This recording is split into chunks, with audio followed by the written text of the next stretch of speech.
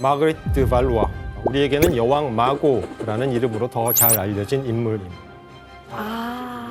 여왕 마고. 이 피의 결혼식이 불러온 광풍은 어마어마했습니다. 파리에서 시작된 학살이 프랑스 전역으로 빠르게 퍼져갔고, 그래서 프랑스인들끼리 서로 죽고 죽이는 일종의 동족 상잔의 비극이 벌어지게 됩니다. 그래요. 이유를 알고 싶어. 이유가 너무 궁금하다. 마고의 결혼식에서 유례없는 대학살이 일어난 이유를 알기 위해서는 당시 프랑스 상황을 짚어볼 필요가 있습니다. 이 시기에 프랑스를 다스린 건 잉글랜드와의 100년 전쟁을 승리로 이끌었던 그 왕들의 후손, 즉 발루아 왕과였습니다. 마고는 당시 이 발루아 왕가의 막내 공주로 태어난 인물입니다.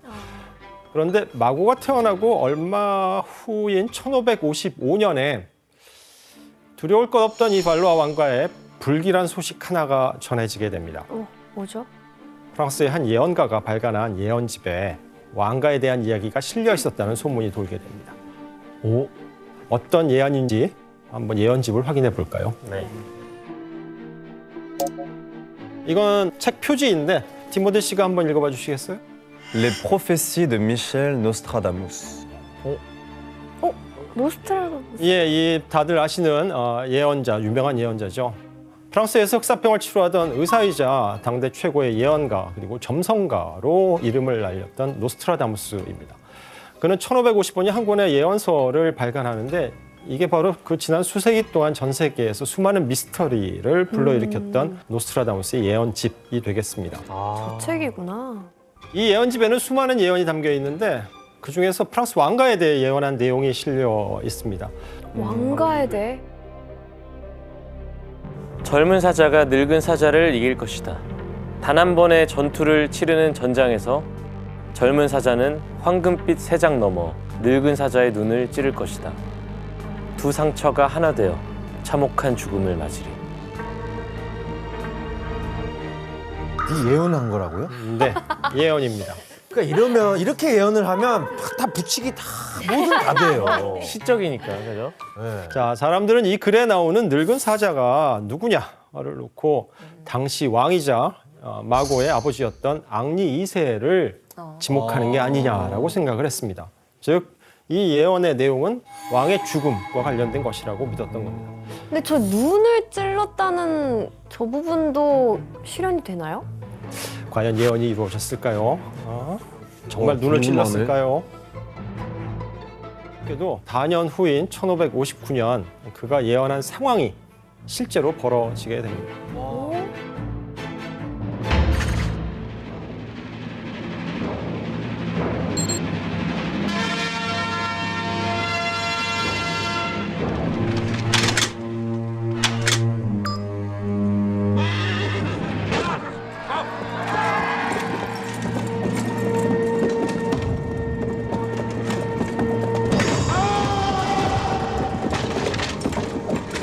이거 예언 진짜 맞네요. 눈 찔렀네. 그림을 보면 저 왼쪽 인물이 창에 맞아서 쓰러지죠. 왕이구나. 뒤에서 신하들이 놀란 표정을 하면서 달려오고 달려가고 있네요. 있습니다. 네. 바로 왼쪽의 인물이 앙리 2세입니다. 그리고 왕과 백작이 각각 투구를 쓴 게 보이죠? 네. 이게 훗날 노스트라다무스가 말한 황금빛 세장이라는 표현이 바로 이 투구로 해석되는데 그 이유는 귀족 청년의 창이 투구를 뚫고 왕의 오른쪽 안구와 와. 관자놀이 사이로 들어가서 얼굴에 큰 상처를 내어버리기 때문입니다. 와, 소름이다. 앙리 2세는 결국 이 상처를 회복하지 못하고 사망하고 맙니다.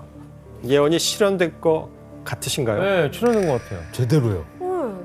자, 프랑스의 왕이자 마고의 아버지인 앙리 2세의 갑작스러운 죽음으로 강력했던 왕권은 한순간 위태롭게 됩니다. 이후 왕실은 한 치 앞도 모를 상황에 놓이게 되는데 당시 왕실의 가계도를 살펴보면서 이야기해 보겠습니다. 자, 앙리 2세의 아내는 이탈리아 메디치 가문 출신으로 까트린느라는 여성이었습니다.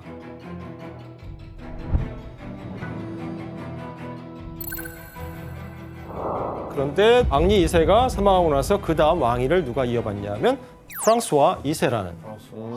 하지만 이 프랑스와 2세마저도 즉위하고 1년 반 만에 사망하고 맙니다. 사인은 중이염이었습니다. 자, 왕위는 누구에게 하게 될까요? 샤를. 예, 아들인 샤를 9세입니다. 샤를 9세는 당시 이제 10살의 어린 나이에 이 거대한 프랑스를 다스리는 왕이 되어야 했습니다. 그러면 또 엄마가 간섭을 하겠네요? 그렇죠. 왕이 너무 어렸기 때문에 왕권이 약했고 그래서 어머니인 카트린 드 메디치가 아들의 왕권을 굳건히 하기 위해서 직접 섭정의 자리에 오르게 됩니다. 샤를 9세가 왕위에 오르는 1560년을 전후로 세계사를 뒤흔든 대사건이 프랑스에서 일어나게 됩니다. 바로 부패한 교회를 비판하며 시작된 종교 개혁입니다. 유럽은 당시까지 약 1000년간 로마 가톨릭 교회라는 하나의 질서 안에서 유지되고 있었습니다. 가톨릭 교회는 유럽을 움직이는 거대한 조직이었고 교회의 법이 국가의 법으로 받아들여지기도 하고 교회가 어떤 행동을 이건 범죄야 라고 지목을 하면 왕국도 여기에 협조하곤 했습니다. 이런 막대한 권력을 앞세운 가톨릭 교회는 시간이 갈수록 부패한 모습을 보이기 시작했는데 그러다가 마침내 성베드로 성당을 재건축하겠다며 수단과 방법을 가리지 않고 건축비를 마련하는 상황이 벌어지게 됩니다. 이는 면벌부. 죄를 면해주는 것은 아니고 죄로 인해서 받게 되는 벌을 사해주는 면벌부라고 번역하는 것이 맞습니다. 이러한 행태를 보다 못한 독일의 성직자 마틴 루터가 가톨릭 교회에 이제 반기를 들었는데 이게 바로 종교개혁의 시작입니다. 그는 성직자가 타락했고 가톨릭 교회가 성경의 가르침에서 벗어났다며 강하게 질타했습니다. 그리고 이제 루터의 뒤를 이어서 교황과 성직자 권위에 정면으로 도전하는 인물이 등장했는데 바로 프랑스 출신의 신학자 칼뱅입니다.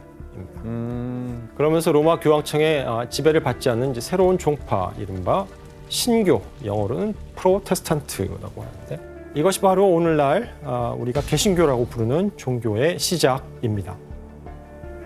이 일은 프랑스에 엄청난 파장을 몰고 오는데 신교를 따르는 신교 교회와 신자들이 프랑스에서도 하나, 둘씩 생겨나게 된 것입니다. 그렇다면 왕실의 입장에서는 자신의 왕국 안에 이 신교도가 등장하는 것을 어떻게 바라봤을까요? 그러면은 약간 역적 느낌일 수도 있겠네요. 네, 정확하십니다. 특히 마고의 아버지인 앙리 2세는 이 신교도를 단호하고 잔혹하게 처벌하기로 유명한 왕이었습니다. 그는 전국에서 신교도를 색출하고 재판을 받게 한 다음에 산채로 화형시키기도 했습니다. 와우.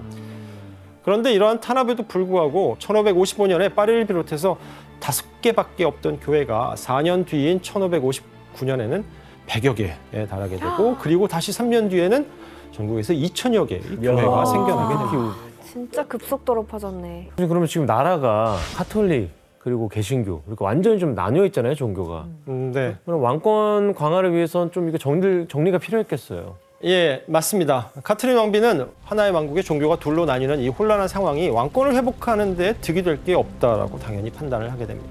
이렇게 카트린 왕비와 샤를 9세가 신교와 가톨릭의 눈치를 보는 사이에 프랑스에선 신교도를 모조리 죽여야 한다라고 주장하는 가톨릭 강경파 세력이 등장하게 됩니다. 이 강경파의 선두에 섰던 거는 부와 명성을 가진 권력자인 기즈라고 하는 가문이었습니다. 그럼 프랑스 왕실은 어느 쪽 손을 들어줬어요? 처음에는 어느 쪽의 편도 들어주지 않고 둘 사이에서 줄다리기를 합니다.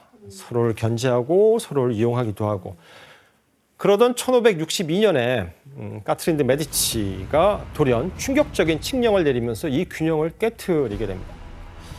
칙령의 내용은 바로 신교의 존재를 인정하겠다라는 내용이었습니다. 아우. 당시까지 프랑스가 법으로 금지하던 신교를 왕실에서 인정하면 가톨릭 교도와 신교도가 서로를 인정하고 평화적인 타협을 하지 않을까. 그래서 왕의 권위가 강화되지 않을까라고 기대했는데 그렇다면 과연 신교를 인정한다는 칙령으로 왕권을 안정시키겠다는 이 카트린 왕비의 기대는 실현되었을까? 실패했겠죠. 뭐 그러면서. 네, 맞습니다. 가톨릭 쪽에서 난리 났겠는데요? 너무 안이하게 판단한 것 같아요. 왕실에게서는 사실 큰 문제가 있었습니다. 바로 기즈 가문의 반응이었습니다. 기즈 가문은 신교의 손을 들어준 왕실에 크게 분노했고 카트린 왕비를 찾아가서 나는 칙령 인정하지 못하겠다. 칙령에 반대한다는 의견을 냈지만 카트린 왕비는 그를 매몰차게 거절하고 루브르 궁에서 쫓아내기까지 했습니다. 이에 화가 난 기즈 가문은 1562년 봄에 기어코 끔찍한 사고를 저지르게 됩니다. 에이? 뭐야? 어? 네. 에이? 뭐야? 1562년에 벌어진 바시 대학살이라고 하는 사건입니다. 이 사건으로 무방비 상태였던 신교도 23명이 사망하고 100여 명이 부상을 당했습니다. 이후 기즈 가문은 여세를 몰아서 이곳으로 향하는데 어디로 향했을까요? 다른 교회. 궁으로? 그렇죠. 바로 왕실 가족들이 머물러 있던 당시 퐁텐블로에 있던 왕궁으로 찾아가게 됩니다. 기즈 가문은 이곳에서 까트린 왕비를 볼모로 사로잡고 자신들은 난 가톨릭 교회의 수호자로서 왕을 위해서, 국왕을 위해서 정정당당하게 신교도들을 처단했을 뿐이다 라고 주장합니다. 교수님 그러면 신교 측에서는 저렇게 학살 당하고 가만히 있었어요? 당연히 가만히 안 있죠. 신교도들도 크게 분노했고 복수를 위해서 즉시 군대를 조직했습니다. 그리고 한 가지 명분을 내세워서 전쟁에 나서는데 신교도 측의 선언문이 있어서 규현 씨가 한번 또 읽어보시겠습니까? 수많은 왕의 신민들이 끔찍하게 살해당했다는 소식이 전해졌다. 기즈는 왕과 카트린 왕비에게 다가가 용인될 수 없는 방식으로 행동하고 있다. 우리는 왕과 카트린 왕비의 권위를 지지하기 위해 모인 사람들이다. 예, 들어보니 어떠세요? 어떤 메시지가 전달되는 것 같으세요? 그러니까 이제 기즈 가면 니네 뒤졌슈? 뭐 이거죠 사실. 또 우리는 왕실 편에 서서 지킬 거다. 그렇죠. 기즈 가문과 마찬가지로 자신들도 왕을 위해 나섰다라고 말하고. 근데 그럼 있습니다. 카트린 왕비 입장에서는 양측에서 자기를 위해 싸워주니까 좋은 거 아닌가요? 나라가 이렇게 혼란스러우면 자기 아들인 왕의 권위가 제대로 행사가 될까요? 이렇게 가톨릭과 신교의 종교 갈등을 명분으로 각자의 정치적 야심을 품게 되면서 프랑스를 통째로 뒤흔든 참혹한 종교 전쟁의 서막이 열리게 됩니다.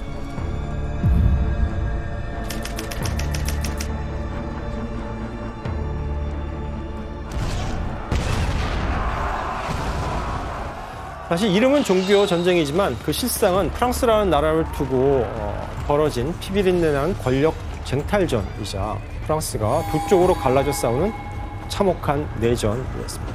그러니까 전쟁이 어쨌든 치열해질수록 오히려 왕실에서는 머리 골치만 아프겠네요. 네, 볼모에서 풀려난 까트린은 어떻게든 가톨릭과 신교를 중재해야만 했고요.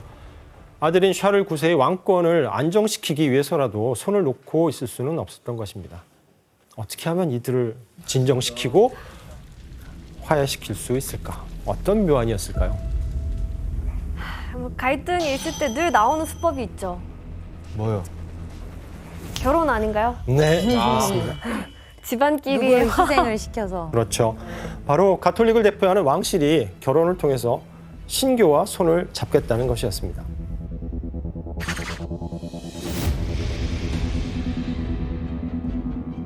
왕실의 명운이 걸린 이 중대한 계획에 까트린 왕비가 가톨릭의 얼굴로 내세운 것은 마고공주구나.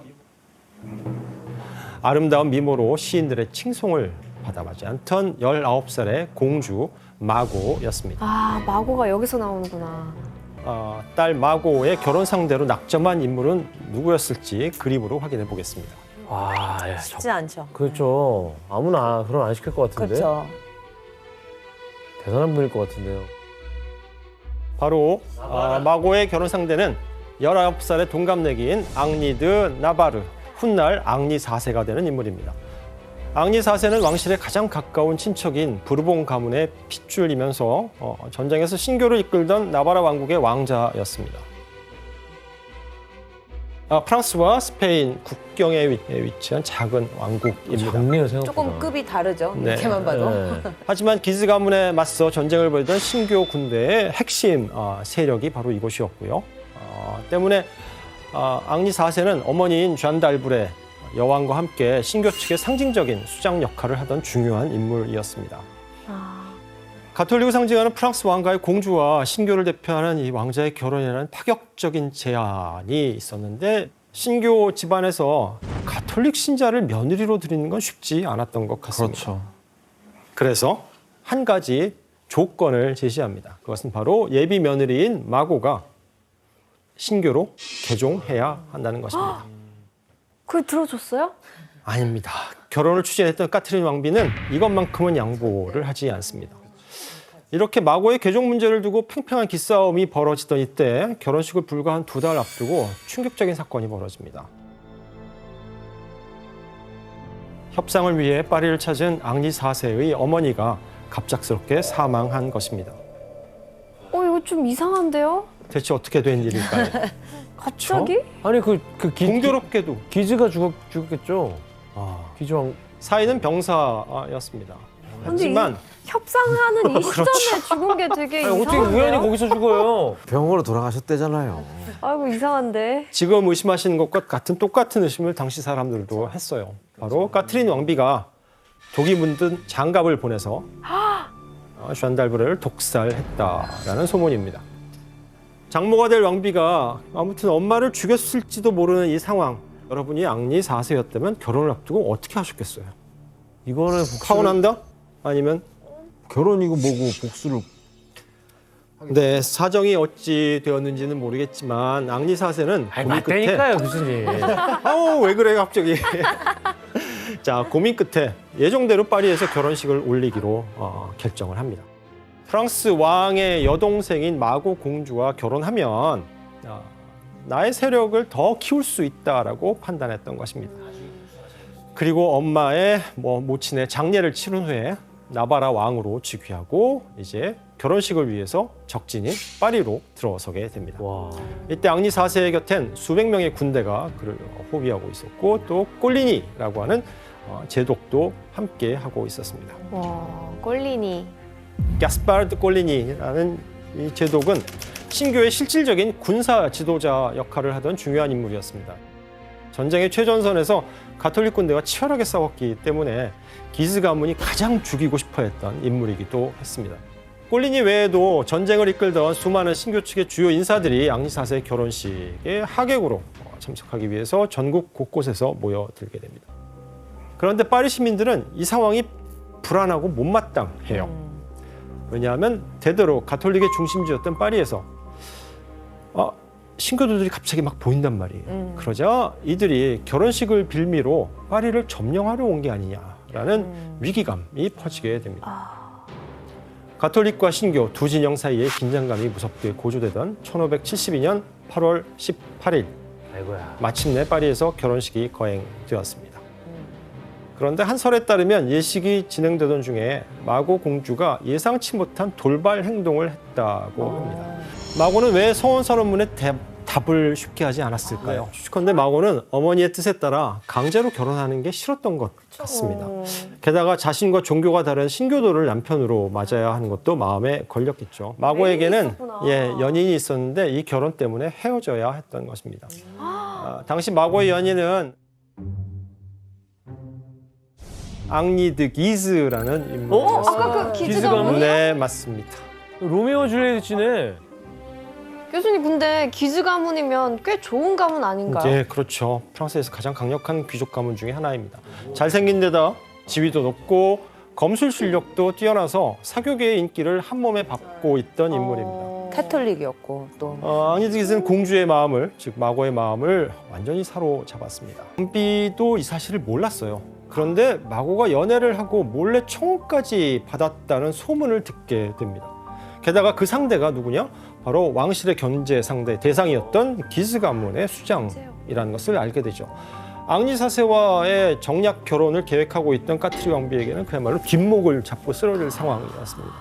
곧장 마고를 불러서 사실을 추궁했고 기록에 따르면 매질까지 했다고 합니다. 오, 짠하다. 자, 그럼 이렇게 비밀 연애가 밝혀지고 나서 기즈 공작은 왕실에 밑보이지 않기 위해서 서둘러 다른 여자와 결혼해버립니다. 비겁해. 그럴 수도 있지. 왜? 권력을 위해 사랑을 포기한 거네요. 후레비로 죽어 그러면? 사랑하는 사람 위해 종교를 바꾼 남자까지 우리 배웠잖아요. 아이 계속 그 여자만 바라보면서 자, 나중에 혜성 씨는 어떻게 결혼하시는지 꼭 보도록 하겠습니다. 죄송합니다. 자, 마고의 입장에선 연인과 강제로 헤어지고 어머니의 철저한 정치적 계산에 따라서 종교가 다른 남자와 사랑 없는 결혼을 하게 된 셈입니다. 아마 이 영화 장면에서 보이는 성혼 선언문에 답하지 않았던 것은 엄마인 카트린 왕비에 대한 반항적인 행동이었다고 볼 수 있을 것 같습니다. 그럼 교수님, 이 신랑 신부의 마음은 복잡했겠지만 이 결혼식은 끝났잖아요, 어쨌든 무사히. 네. 근데 무슨 일이 있었길래 뭐 피해 결혼식이라고? 사건은 결혼식이 끝나고 이제 축제죠. 피로연이 한창이던 8월 22일 파리에서 울린 한 발의 총성으로 시작됩니다. 신호탄인가? 신교의 군사 지도자였던 꼴리니 제독을 암살하려는 시도였습니다. 총성과 함께 앙리사세를 비롯한 수천 명의 신교도들은 엄청난 혼란에 빠지게 됩니다. 순식간에 파리를 공포로 몰아넣은 이 사건의 배우는 누구였을까? 걔 아니야? 기주가문이죠. 아니야. 걔는 지금 꼬리 내리려고 이미 네. 결혼까지 했는데. 훌륭한 추리를 하고 계십니다. 아직 정확히 밝혀진 바는 없지만 학자들은 꼴리니 제독 암살의 배우로 두 사람을 꼽습니다. 첫 번째가 방금 말씀하신 카톨릭 강경파의 수장인 기스공장. 그는 선대 수장이었던 아버지가 전쟁 중에 꼴리니 제독에게 암살을 당했다라고 믿고 있었고 그래서 꼴리니 제독을 두고 이를 갈고 있던 인물입니다. 아, 복수를 하려고 한 거구나. 자, 또 다른 배우로 꼽히는 인물이 바로 까트린느 왕비였습니다. 결혼을 주선한 왕비가 도대체 왜 이런 일을 벌였다는 것인가? 신교도들 말살하려고? 그럼 아닐 텐데. 당시 왕인 샤를 9세가 꼴리니 제독을 마치 친아버지처럼 따르고 있었기 때문입니다. 왕비의 입장에선 아들이 신교에 회유될지도 모른다는 불안감과 그리고 꼴리니 세력이 커져서 섭정의 자리를 빼앗길 수도 있겠다라는 위기감을 동시에 느꼈던 것입니다. 이런 이유로 기스이건 아니면 까트린 메디치이건 둘 중에 누가 꼴리니 제독을 암살하라고 지령을 내렸어도 이상하지 않은 상황이었던 것입니다. 꼴리니 제독의 부상 소식이 들리자 신교도들은 당장이라도 루브르 궁전으로 달려가서 전쟁을 치르자라고 들끓게 됩니다. 상황이 이렇게 되자 암살이 있던 바로 그날 밤 루브르 궁전에서 까트린 메디치 그리고 기스 공작 샤를 9세가 은밀히 회동을 합니다. 그리고 이 자리에서 왕비와 공작은 신교도의 군대가 왕실을 치기 전에 자신들이 먼저 꼴리니 공작을 비롯한 신교의 주요 인사들을 죽여야 한다. 선수 치겠다는 거네요. 네. 꼴리니 제독을 아버지처럼 따르던 샤를 9세는 쉽게 결정을 내리지 못하고 주저합니다. 하지만 결국 상황에 떠밀려 신교파의 주요 인사들을 살해할 것을 명령하게 됩니다. 그 중에는 마고의 남편인 앙리 4세도 포함되어 있었기 때문입니다. 그런데 그런 앙리 4세와 같은 방에 있다? 마고도 위험해질 수 있는 상황인 거죠. 어머니인 까트린 왕비는 마고가 앙리 4세와 침실에 들지 않고 미리 대피한다면 이 계획이 의심받을 거라고 생각합니다. 그래서 마고가 희생될 수도 있다라는 걸 알았음에도 불구하고 이를 신경 쓰지 않고 남편과 같이 지내라고 한 것입니다. 어마어마하시네. 아니, 딸이 어떻게 되든 말든 상관 안 한다고요? 이거는 아들인 샤를 9세를 지키기 위해서 딸인 마고를 전쟁의 제물로 내놓은 것과 같은 와, 행동이었습니다. 진짜 카트린 무서운 여자네. 딸은 싫어했네. 사실 까트린 메디치의 가장 큰 관심은 왕밖에는 없었던 것 같아요. 엄청난 불안감 속에서 하루가 지나고 다음날 새벽 성당의 종소리를 신호삼아 기스 공작이 이끄는 카톨릭 군인들이 파리 전역을 돌아다니면서 닥치는 대로 신교도들을 학살하기 시작했습니다. 어우.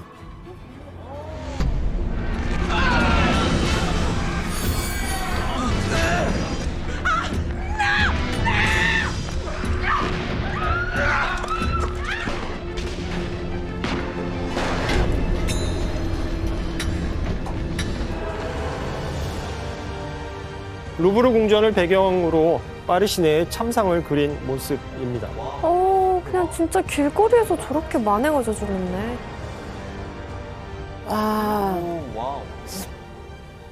사륙전이 시작되자 기스 공작은 가장 먼저 누구에게 달려가느냐? 아버지의 원수인 꼴리니 제독의 숙소로 달려갑니다. 그리고 처절한 복수를 하는데 그림에 보면 2층 창문에 하얀 옷을 입은 남자가 이렇게 축 늘어져 있고 뒤에서 사람들이 얘를 밖으로 던지려고 하는 장면이 보이시죠? 저 사람이 꼴린이에요? 네.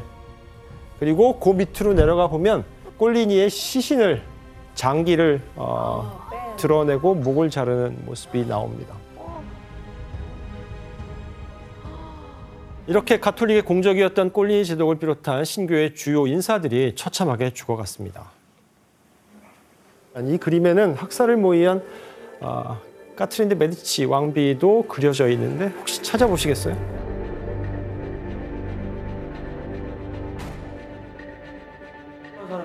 저기 위에서 내려다보고 있는 사람 아닌가?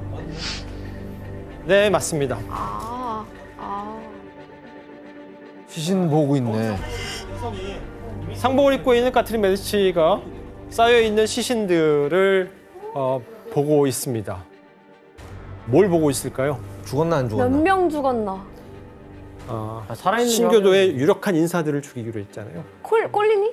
그 결정한 리스트에 있는 사람들이 죽었나를 지금 확인하고 있습니다. 얼굴 보면서. 네. 그런데 이때 예상치 못한 문제가 생깁니다. 원래 계획대로라면 하루 동안 학살이 벌어지고 그쳐야 스톱해야 되거든요. 그런데 신교에 대한 반감이 심했던 파리 시민들까지 이 광기의 학살에 가담하고 동조하면서 학살극이 계속 연장. 전국에. 어머, 그 일반 민중들까지? 네. 파리는 순식간에 지옥으로 변했고 이제 학살의 대상은 남녀노소를 가리지 않고 갓 태어난 아기는 물론 배가 갈려 내장이 쏟아진 채 죽은 여성들도 나오게 됩니다.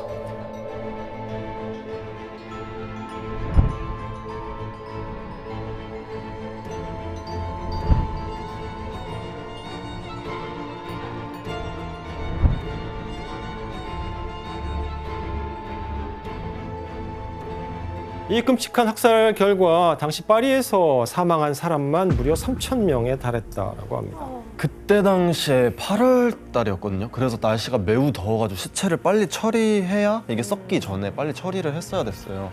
그래서 저기 보이다시피 생강이 보이잖아요. 그 강 안에 시체를 엄청 던졌는데 너무 던지다 보니까 이게 붉은색으로 바뀐 거예요, 색깔이.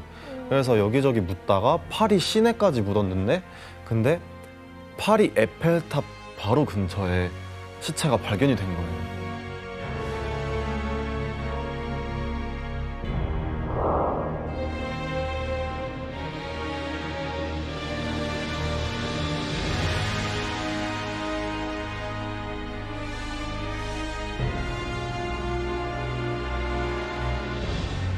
파리에 대해서 생각을 해볼 때 막 그렇게 막 로맨틱한 도시 막 딱히 그런 건 딱히 보이지 않고 땅만 파면 시체가 나오는 도시입니다, 파리는. 난리가 났잖아요. 대학살이 일어나고 있는데 이 지경을 만든 왕실은 그럼 뭐 하고 있었어요? 놀란 샤를 9세는 학살을 멈춰라 이제라고 명령했지만 아무도 말을 듣지 않습니다. 오히려 이 학살은 중단되지 않고 전국으로 퍼져나가기 시작합니다. 혼란과 각기 속에서 같은 나라 사람들끼리 죽고 죽이며 최소 1만 명 이상의 사람들이 사망했습니다.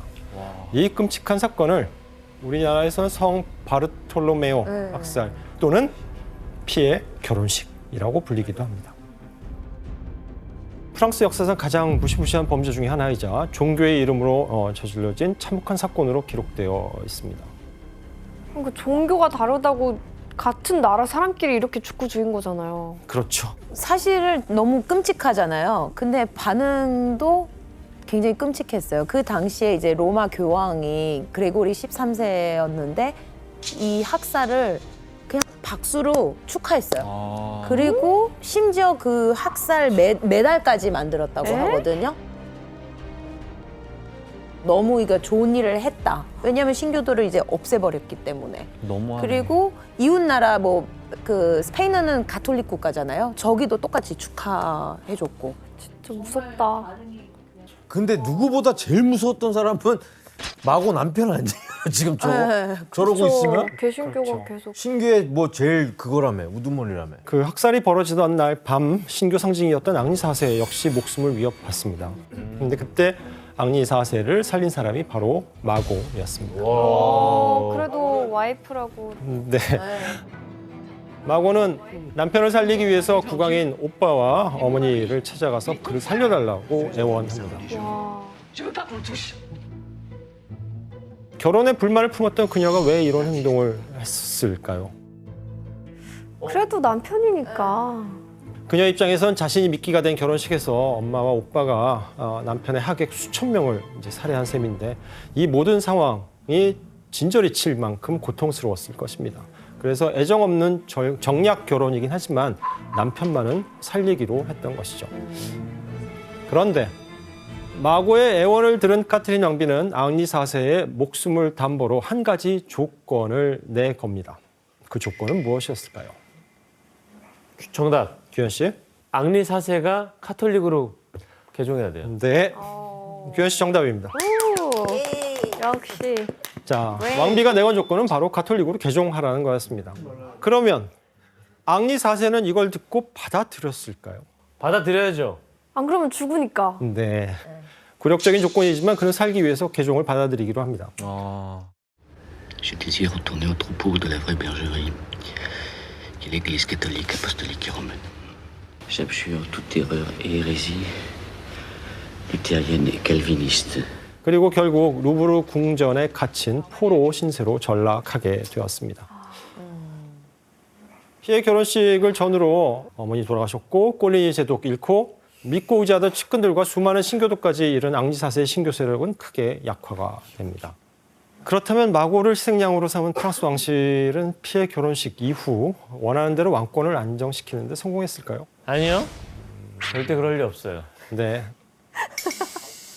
왕실에는 또다시 예상치 못한 비극이 찾아옵니다. 피를 봤으니까. 예, 국왕인 샤를 9세가 갑자기 정신 이상 증세를 보이면서 각혈을 시작합니다. 아니 뭐 이런 사태로 충격을 받은 거예요? 저주를 받은 거 아니에요? 응? 네, 이 그림은 병약한 모습의 샤를 9세가 왕비인 어머니죠. 카트린 어머니를 보고 경악 내지는 기겁을 하는 모습을 하고 있습니다. 대체 왜 이랬을까요? 샤를 9세는 자신의 명령에 따라 파리에서 생지옥 같은 상황이 펼쳐지는 것을 루브르 궁전의 창문으로 생생하게 목격했습니다. 그리고 어머니에게 떠밀려서 신교도 학살을 명령한 것을 후회했던 것입니다. 이후 심한 자책감에 시달리던 샤를 9세는 병이 들어 피를 토하기 시작했고 25살의 나이로 결국은 폐렴으로 사망하게 됩니다. 이로써 카트린 왕비의 아들이자 발로아 왕가의 대를 이을 왕자 샤를 9세가 죽고 단 2명만이 남게 됩니다. 자, 그러면 샤를 9세가 사망하고 난 후 다음 왕위 계승자는 앙리 3세입니다.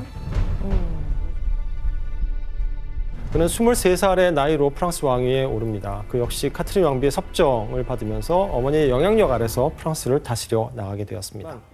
프랑스와 2세부터 샤를 9세 그리고 앙리 3세까지 어리고 힘없는 왕들이 잇따라 왕위에 오르면서 왕권의 기틀이 심하게 흔들리고 있었습니다. 하지만 루브르 궁전에 갇혀있던 앙리 4세에겐 이제 프랑스 왕실이 위태로운 지금이 왕실에서 도망칠 절호의 기회였습니다.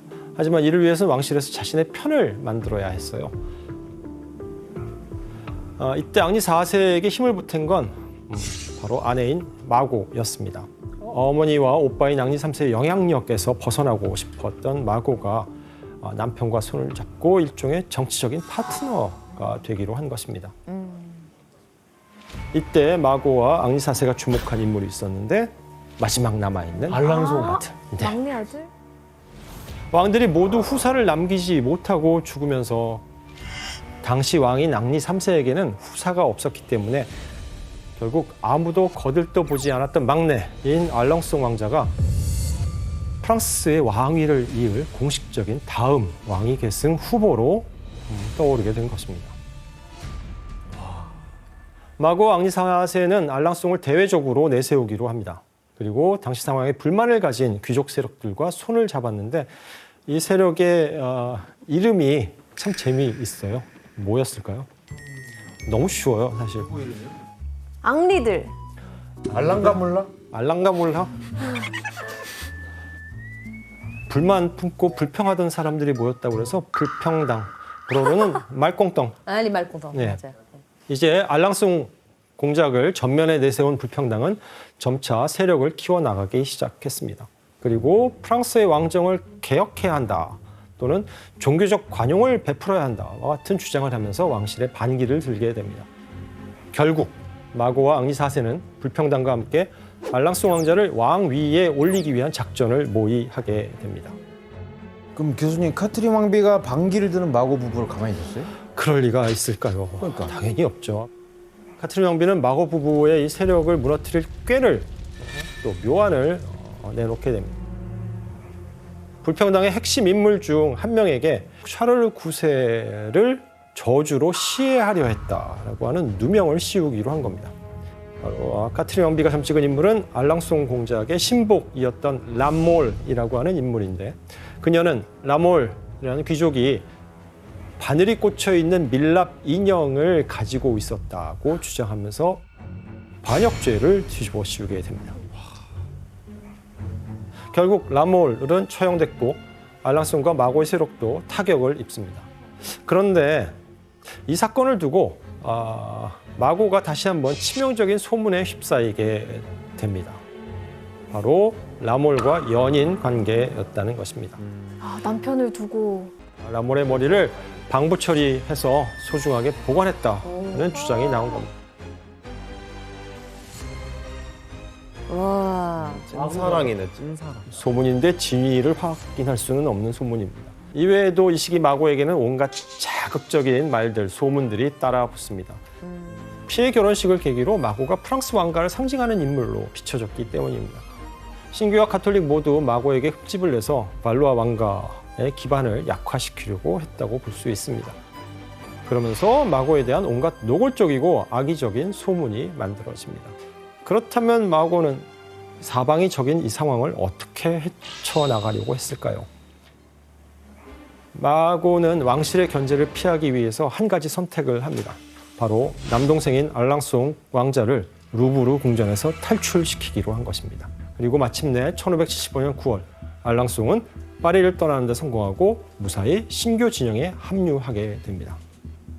자신에게 반기를 들던 아들 알랑송이 탈출한 상황에서 또다시 중요한 인지를 놓칠 수 없었던 카트린 왕비는 앙리 4세에 대한 감시를 더 강화시킵니다. 하지만 가톨릭 세력의 득세를 더 이상 지켜보고만 있을 수 없었던 앙리는 어렵게 파리를 탈출하는 데 성공합니다. 자, 이제 두 번째 여행지, 앙리 4세가 탈출을 향했던 신교 세력의 중심지로 향해 보겠습니다. 그리고 힘겹게 전쟁을 치르던 신교 세력을 규합해서 자신의 숙적에게 대항할 준비를 하기 시작합니다. 칼을 숙적이 가는구나. 누구인지 볼까요? 네, 바로 가톨릭 강경파를 이끌던 앙리 드 기즈입니다. 마고의 옛 연인 아니에요? 그렇죠. 앙리 4세의 기주공작은 아내인 마고의 옛 연인이자 대학살 당시에 신교의 군사 지도자인 콜리니 제독을 죽인 암살범이었습니다. 무엇보다도 기주공작이 당시 가톨릭 세력을 이끌면서 프랑스 종교 전쟁을 지휘하던 강력한 수장이기도 했습니다. 그러니 앙리 4세로서는 이제 반드시 맞부딪혀야 할 숙적이었던 것이죠.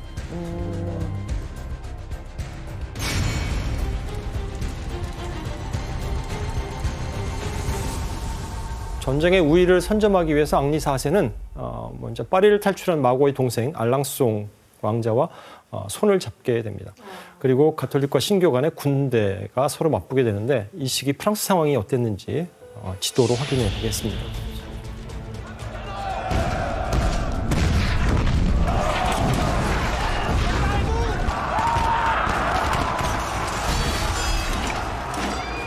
지도에 보이는 작은 동그라미는 소소한 전투들이 크게 표시된 곳들이 대형 전투가 일어난 곳입니다. 와, 거의 프랑스 전국에서 일어났네요. 이렇게 지루하게 내전이 계속되는 사이 앙리 4세는 가톨릭의 중심지인 파리 인근 지역까지 진출해서 승리를 거두며 왕실을 위협하기도 했습니다. 결국 궁지에 몰린 카트린 왕비가 화해를 청하기 위해서 직접 신교의 중심지인 네락을 찾습니다. 이렇게 잠시 전쟁이 멈추자 파리에 있던 마고는 네락으로 가서 2년 만에 남편과 재회하게 됩니다. 두 사람의 결혼을 깨트리는 그런 결정적인 사건이 있었어요. 그게 무슨 사건이었냐면 네락에서 파리로 갔는데 근데 파리 가서 다른 남자를 만나가지고 그 남자의 아이를 임신했다는 소문이 돈 거예요. 그래서 그 이후로 마고의 오빠도 루브르 궁전에서 쫓아내고 앙리 4세는 아예 그냥 나는 이제 네 남편을 안 하겠다. 널 책임을 안 지겠다라는 얘기를 했어요.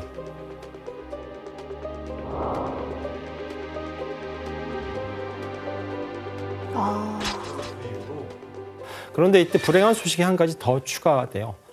마고의 남동생인 알랑송 공작이 29살의 나이로 갑작스레 폐렴으로 사망하게 된 것입니다. 마고가 되게 예뻐했잖아요. 이제 어머니인 카트린 디 메디치, 그 다음에 현재 왕인 앙리 3세, 그리고 마고만 남아있게 됩니다. 그런데 이 막내인 알랑송의 죽음은 프랑스 종교전쟁에 엄청난 파장을 불러일으킵니다. 그 이전에 어떤 왕자의 죽음과는 다른 차원의 문제가 펼쳐져요. 뭐였을까요? 당시 왕인 앙리 3세에게는 후사가 없었기 때문에 사실 앙리 3세가 사망을 하면 그 다음 왕위를 누가 이어야 되냐 하면 그렇죠. 알론소. 알랑송이 이어야 되는데 알랑송이 먼저 죽었잖아요. 와, 큰일 났네. 그럼 누가 이어야 되지? 마고. 그런데 프랑스는 왕위 계승법상 여성은 왕위에 오르지 못합니다. 그럼 마고의 남편이 앙리 4세가 왕이 되나요? 그렇죠. 그렇습니다. 결국 왕위를 이어받을 수 있는 가장 가까운 혈통, 새롭게 떠오른 왕위 계승자는 바로 앙리 4세였습니다. 그는 왕의 혈통과 가장 가까운 부르봉 가문의 적통 계승자였기 때문입니다. 그리고 사이는 뭐 안 좋았지만 엄연히 공주의 남편이기도 했고요. 지금 앙리 4세가 왕위에 오르면 이 숙적인 기즈공작 굉장히 난감해지겠는데요? 그렇죠. 기즈공작은 숙적인 앙리 4세가 왕위에 오르게 되면 프랑스 권력을 독차지하려고 했던 자신의 노력이 물거품 될 거라고 그쵸. 생각을 합니다. 왕인 앙리 3세 역시도 가톨릭 국가인데 공식적으로 여기에 앙리 4세의 종교가 뭐였죠? 신교였죠. 신교도가 왕이 된다? 당황스러운 일입니다. 어림도. 신교와 가톨릭 간의 전쟁은 이제 새로운 국면으로 들어서게 됩니다. 이 전쟁에서 이기는 쪽이 프랑스의 왕권을 차지하게 되는 또 다른 왕좌의 게임이 펼쳐지는 것입니다.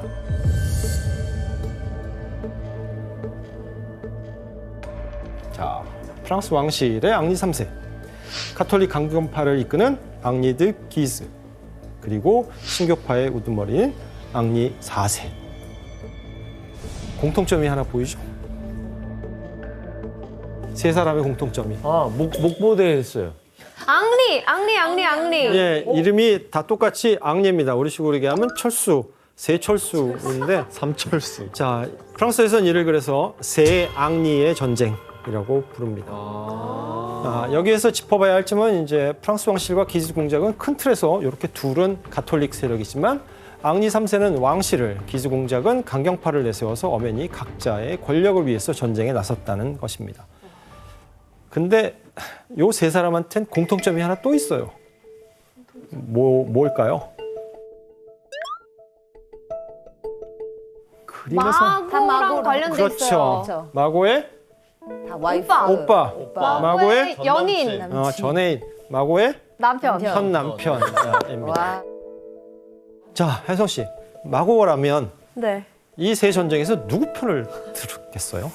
어떡해. 전 애인, 현 남편, 오빠? 여기서 혜성 씨의 정신 상태가 보이는 거예요. 얘기해봐요. 누구 편이에요? 그래도 일단 가족이니까. 앙리 선생 가족이에요, 뭐예요? 오빠. 오빠? 에이. 자, 마고가 선택한 건 자신의 옛 연인인 앙리드 기즈였습니다. 근데 결국에 전 남친한테 간 거 아니야? 그것도 희한한 노선이네. 어떡해. 아니 그럼 왜 앙리 4세 보러 그 밑에까지 내라까지 간 거예요? 오빠인 앙리 3세와 남편 앙리 4세가 모두 자기를 버렸기 때문입니다.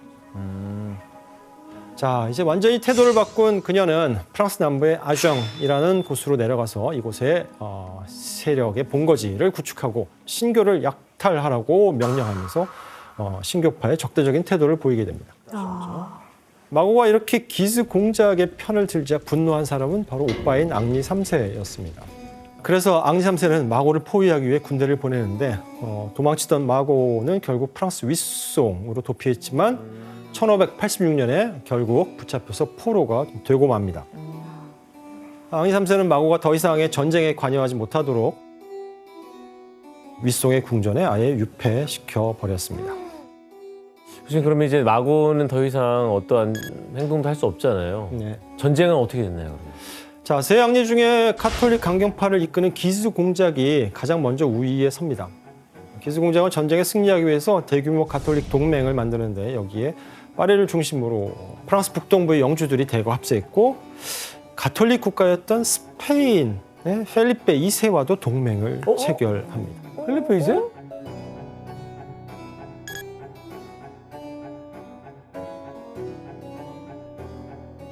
국내의 신교파를 무찌르기 위해서 가톨릭 국가인 외국의 군대를 끌어들이겠다라는 결정을 내린 것입니다. 기스 공작은 이렇게 강력해진 세력을 등에 업고 자신의 편을 들라며 이제 국왕인 앙리 3세를 압박하기 시작했습니다. 손 잡아야지 뭐.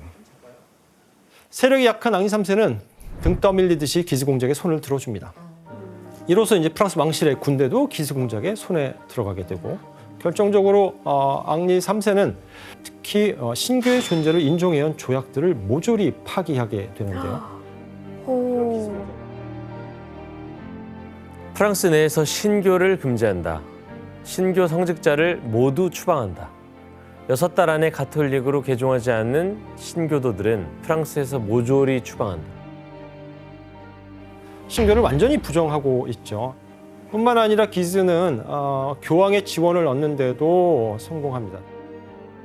당시 교황인 식스투스 5세는 그래서 앙리 4세를 타락한 이단이다라고 규정하면서 프랑스 왕위 계승 자격을 박탈하겠다라는 교서를 발표했습니다.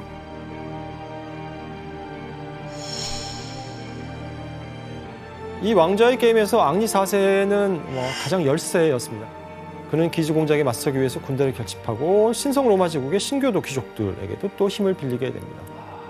결국 1587년 10월에 앙리 4세와 신교파 군대가 꾸트라라는 지역에서 야영을 하고 있는데 절체절명의 위기를 맞습니다. 새벽에 갑자기 7,000명 규모의 가톨릭 군대가 전진하는 것을 알게 됩니다.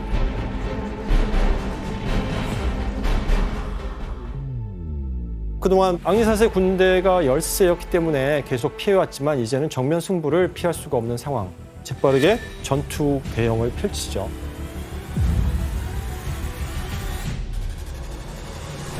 앙리 4세는 비교적 탁 트인 초원을 이제 승부처로 삼은 후에 언덕 위에 군대를 동원해서 좋은 위치를 선점합니다. 가톨릭 군대 지휘관들은 이제 무장한 중장갑 기사들을 내세워서 돌파하겠다라는 방법을 선택합니다.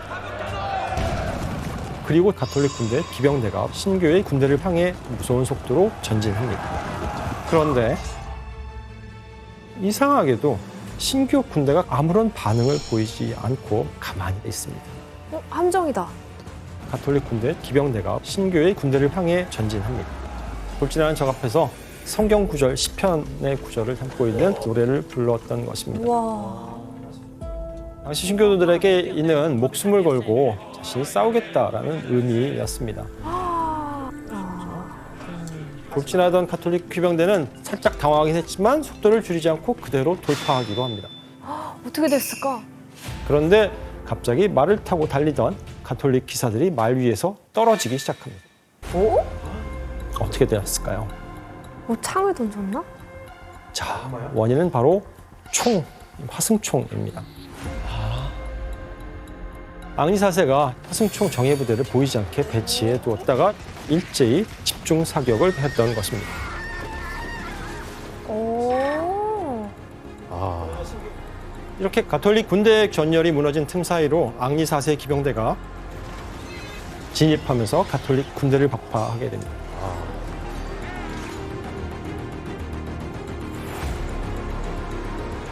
왼쪽이 이제 신교파 앙리 드 나바르의 군대고 오른쪽이 이제 가톨릭 군대입니다. 결국 이 전투의 결과는 앙리 4세의 대승리였습니다. 이 전투에서 신교 군대는 패배한 가톨릭 군대를 닥치는 대로 학살했고 이때 3,000여 명의 병사와 400명 이상의 가톨릭 부대의 기사와 귀족들이 죽음을 맞이하게 되었습니다. 완전. 반면 신교 측의 손실은 수십 명에 불과했다고 합니다. 바로 앙리 4세의 신교 군대가 처음으로 전면전에서 대승을 거두게 된 것입니다. 앙리 4세가 지금 승승자구하고 있을 때 그렇죠. 프랑스 왕실 앙리 3세랑 또 그 기스 공작이랑 네. 손잡으면 좀 유리해질 거 아니에요? 네, 맞습니다. 그런데 사실 이 두 앙리 3세와 앙리 드 기즈는 서로 생각이 달랐어요. 처음에 얘기했던 것처럼 종교는 명분뿐이었고 실상은 권력 쟁탈전이었기 때문입니다. 당시 강력한 가톨릭 연맹을 이끄던 기즈 공작은 파리 시민들의 열광적인 인기를 누리고 있었거든요. 왜냐하면 파리 시민들은 대부분이 가톨릭 신자였고 만약에 신교도인 앙리 4세가 프랑스 왕이 될 경우 그럼 나도 종교를 가톨릭에서 신교로 개종해야 하느냐라는 문제로 불안감을 갖고 있었습니다. 그래서 시간이 갈수록 가톨릭의 선봉에 서서 전쟁을 주도하는 기스 공작을 국왕인 앙리 3세보다 더 지지하게 되었던 것입니다. 이런 상황을 감지한 앙리 3세는 기스 공작이 자신이 밀리고 있다는 위기감을 느끼게 되는데 이런 상황에서 기스 공작이 파리에 입성하려고 하자 앙리 3세는 어떤 명령을 내렸을까요? 파리에 들어오지 못하게 추방을 시켜요. 에이. 네, 정답입니다. 파리에 들어오지 못하게 합니다. 그거 너무 치사해 보이는데? 너무 적대적이라는 걸 너무 표현하는 거 아니에요? 그렇죠. 그렇다고 기스 공작이 순순히 물러났을까요? 아니죠. 그렇죠. 보란 듯이 왕의 명령을 무시하고 과시하듯 소규모의 부하만을 데리고 파리로 들어오게 됩니다. 그리고 파리 시민들은 기스 공작을 보고 열광적으로 환영합니다. 이런 상황을 보고 들은 앙리 3세가 어떤 반응을 보였을까요? 왕의 명령을 거역해 당장 반역죄로 처단해라. 맞습니다. 결국 이들을 모조리 잡아내라라는 명령을 내립니다. 자, 이 조치가 내려지자 파리 시민들은 어떻게 반응했을까요? 반발하죠. 그렇죠. 반발을 하게 됩니다. 시민들은 앙리 3세가 폭정을 저지르고 있다라고 생각하게 되었습니다. 그래서 왕의 군대에 저항해서 파리 시내 곳곳에 바리케이트를 치고 군인들을 향해서 무기를 겨누면서 봉기를 일으키게 됩니다. 기스 공작이 바리케이트 위에서 시민들을 선동하는 장면입니다. 주변에 모인 시민들은 당장이라도 루브르 궁으로 쳐들어가 앙리 3세를 끌어낼 기세였습니다. 상황이 이렇게 되자 앙리 3세는 살기 위해서 어쩔 수 없이 궁전을 버리고 비굴하지만 파리를 탈출하게 됩니다. 도망갔구나. 지금 그러면은 앙리 3세는 파리에 없고 네. 기즈 공작이 지금 그럼 왕실을 장악한 거예요? 기즈 공작이 파리에 남아서 왕처럼 군림합니다. 그 기간이 무려 반년 이상이 지속되는데 그해 12월에 잠잠하던 앙리 3세가 갑자기 의논할 것이 있다면서 자신이 있는 블루아 성으로 기스 공작을 불러들이게 됩니다. 지원 씨는 만약에 본인이 기스 공작이라면 이렇게 왕의 부름을 받고 어떻게 하셨을 것 같아요? 왕이 도망갔는데 왕이 불러요 저를? 네. 네가 와라 왕실로. 자, 기스 공작의 수하들은 앙리 3세가 이거 함정을 판 거다라고 이야기하면서 기스 공작에게 가지 말라라고 충원을 하지만 기스 공작은 앙리 3세가 그럴 위인이 아니다. 워낙 나약한 성격이고 유약해서 자기를 해칠 만한 그릇이 아니라고 호언장담을 했습니다. 이렇게 어리석은 선택을 하네. 그래서 의심 없이 기스 공작은 왕에게 달려갑니다. 어떻게 불길해. 왜 불렀겠어? 기스 공작이 성에 도착하자 왕은 기스 공작을 자신의 방으로 불러들입니다. 이때 기스 뒤에 왕을 호위하는 친위대 몇 명이 따라 붙는데 낌새가 이상해서 기스가 뒤를 돌아보자 보는 순간 왕실 친위대 중 한 명이 기스에게 단검을 꽂습니다. 저항을 하자 나머지 친위대원들이 기스의 팔을 잡고 또 다른 검이 기스의 가슴에 꽂히게 됩니다. 그리고 이때 앙리 3세가 이때 방 밖으로 나와서 기스 공작을 내려다보며 한마디 합니다. 이제 내가 왕이다 라는 말을 하게 됩니다. 바닥에 기스 공작이 칼을 맞고 쓰러져 있고 그것을 앙리 3세가 내려다보는 그림입니다. 아이고 함정인 거 왜 몰랐어. 허무하다. 순순히 거기 들어간 것도 이해가 안 간다. 그러니까 순진한 것도 아니고. 혹시 이걸 메디치가 시킨 거 아니에요? 아니에요. 캐트린 드 메디시스는 이 상황을 듣고 굉장히 좀 슬퍼했어요. 기즈 공작은 어쨌거나 이게 카톨릭이었고 아들의 돌발 상황 때문에 다 망쳐놨네. 그래서 죽기 전에 그 모든 게 다 끝났다. 이런 얘기를 했어요. 맞습니다. 기즈 공작이 죽자 그의 남동생이 형의 뒤를 이어서 이제 가톨릭 연맹 세력을 이끌게 되는데 그는 형의 원수인 앙리 3세에게 복수를 다짐합니다. 이렇게 앙리 3세에 대한 분노가 고조되던 바로 그때 발로아 왕과의 최후를 알리는 비극이 벌어집니다. 기즈 공작의 죽음에 분노한 한 가톨릭 수도사가 앙리 3세를 찾아가서 잠깐만, 그러면은 그를 단검으로 찌르게 됩니다. 그리고 이 단검에 맞은 앙리 3세는 사망하게 됩니다.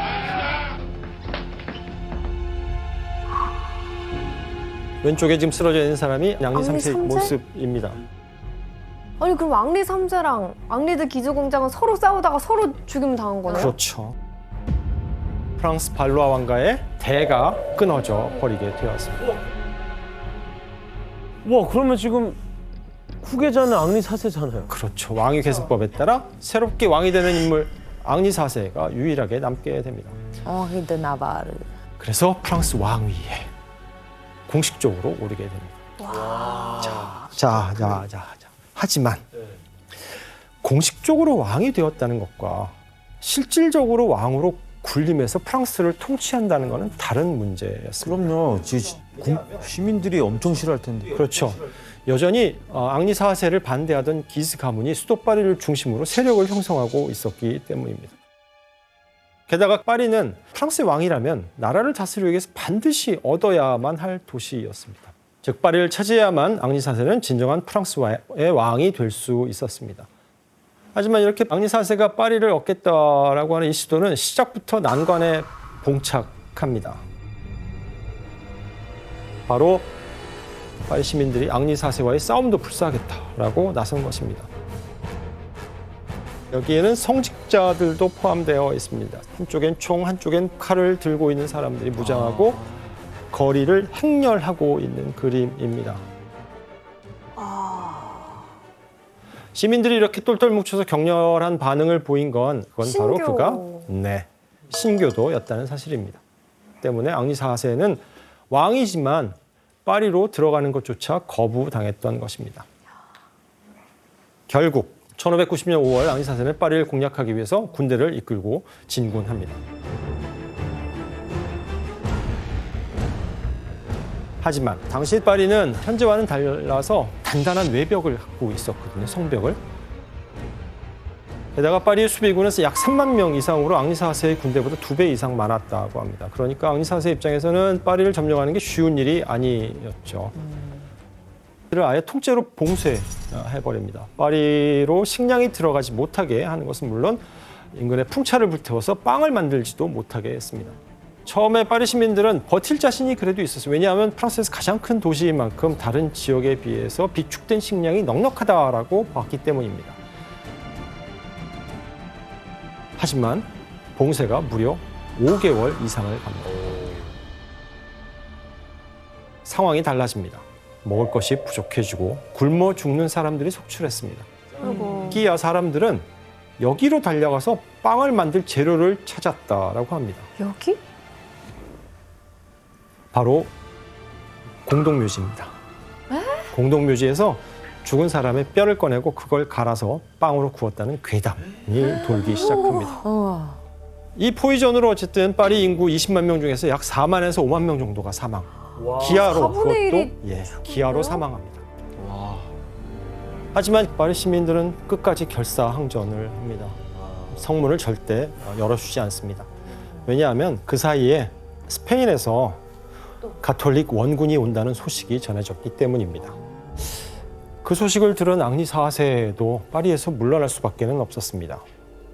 하지만 이 경험으로 앙리 4세는 깨달은 게 한 가지 있습니다. 자신이 프랑스의 진정한 왕이 되기 위해서는 가톨릭으로 다시 한번 몇 번을 왔다 갔다 하네. 그러니까요, 진짜. 줏대가 없는데? 앙리 4세는 태어나면서부터 이때까지 전체 6번 개종. 그러니까 처음에 가톨릭으로 태어났을 테니까. 그렇죠. 이때 앙리 4세가 했다고 알려진 유명한 말이 있습니다. 지원 씨가 한번 읽어보시겠어요? 파리를 차지하기 위해서라면 미사 한 번쯤이야. 6번쯤이야. 7번도 할 수 있지. 자, 이렇게 앙리 4세가 카톨릭으로 개종하자 이제 파리는 어떻게 대응했을까요? 그래, 그럼 들어와. 그렇죠. 이제 반대할 명분이 없어. 배도 고프고. 예. 이렇게 앙리 4세는 국민들에게 프랑스의 왕으로 인정받고 무사히 대관식을 치룰 수 있었습니다. 이로써 수백 년을 이어온 프랑스의 발로아 왕가가 몰락하고 앙리 4세로 시작되는 부르봉 왕가가 시작된 것입니다. 오늘날 그래서 프랑스 하면 떠오르는 역사를 만든 부르봉 왕가의 시작이 도래하게 되었습니다. 그래서 부르봉 왕가가 그때부터 이제. 그렇습니다. 이제 왕이 된 앙리 4세는 이제 종교 전쟁을 완전히 종지부를 짓기로 합니다. 앙리 4세 해법은 프랑스에서 바로 종교적 차별을 없애고 종교의 자유를 허락하는 것이었습니다. 그렇게 해서 나온 것이 바로 낭뜨 칙령입니다. 낭뜨 칙령은 프랑스 역사에서 가장 의미 있는 문서 중에 하나로 평가됩니다. 그 주요 내용은 프랑스에서 신교의 예배를 허가하고 신교도의 보호를 위해서 병력을 배치하고 위급한 상황이 발생할 것을 대비해서 신교도에게 요새 건설을 허락한다라는 내용이었습니다. 이제 가톨릭과 신교가 서로 싸우지 말고 평화롭게 지내라라고 하는 왕의 명령을 내린 것입니다. 이 칙령이 반포되면서 36년간의 종교 전쟁이 끝을 맺게 됩니다. 이후에 앙리 4세가 이 전쟁을 돌아보며 남긴 말이 있는데 우리 모두는 프랑스인이며 같은 조국의 동포다. 따라서 우리는 사람을 격분시키는 냉혹하고 잔인한 감정을 버리고 이성과 온정으로 화해해야 한다. 앙리 4세는 같은 프랑스 국민들이 다시는 내전으로 고통받지 않기를 바랬습니다. 그는 왕이란 국민 간의 화합을 이끌어내는 존재여야 한다고 이야기했습니다. 교수님, 그러면 마고의 남편인 앙리 4세가 왕이 됐으니까 마고도 이제 왕비가 당당하게 되는 거 아닌가요? 이제 마고의 이제 근황을 알려드리겠습니다. 윗송에 유폐되었던 마고는 앙리 4세와 이혼합니다. 이혼하고 그리고 나서 파리로 다시 돌아왔습니다. 진짜 딱하다. 이후에 마고는 수백 년간 이어온 발로아 왕가의 유일한 생존자로서 새롭게 들어선 앙리 4세의 부르봉 왕가를 지지하는 버팀목이 되어줍니다. 앙리 4세는 한때 신교도였던 데다가 부르봉 왕가의 첫 왕이었기 때문에 전쟁 후에도 사실 그 왕권이 탄탄하다고 볼 수는 없었거든요. 따라서 지난 발로아 왕조의 공주인 마고가 지지를 표명한다는 것은 앙리 4세에게는 정치적으로 큰 힘이 되었습니다. 마고의 지지 속에서 앙리 4세는 전쟁으로 황폐해진 프랑스를 복구하며 많은 업적을 남길 수 있었고 평화 발전의 기틀을 다지게 됩니다. 하지만 1610년에 앙리 4세에게 불만을 품은 한 가톨릭 광신도가 왕을 습격해서 그를 암살하게 됩니다.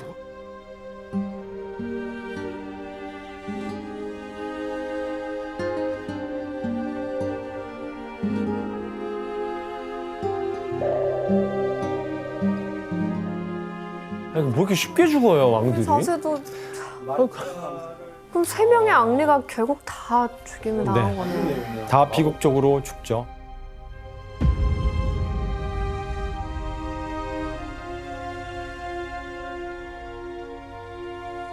마고만 살아남았어. 자, 프랑스라는 나라를 완전히 무너뜨릴 뻔했던 이 종교 전쟁은 사실 종교라는 이름이 붙었지만 실상은 그 안에 온갖 정치적 계산과 야심이 깔려있는 거대한 내전이었습니다. 프랑스에서 이 참혹한 전쟁을 치른 뒤 다시는 이런 일이 발생하지 않아야 한다며 하나의 가치관이 굳게 자리합니다. 그것이 바로 관용, 톨레랑스입니다. 서로에 대한 차이를 존중하고 인정하는 태도를 의미합니다. 관용은 프랑스를 자유의 나라로 만드는 중요한 가치입니다. 희생이 너무나 컸지만 이것이 우리가 비극과 아픔으로 점철된 프랑스의 종교전쟁을 공부하는 이유라고 생각합니다.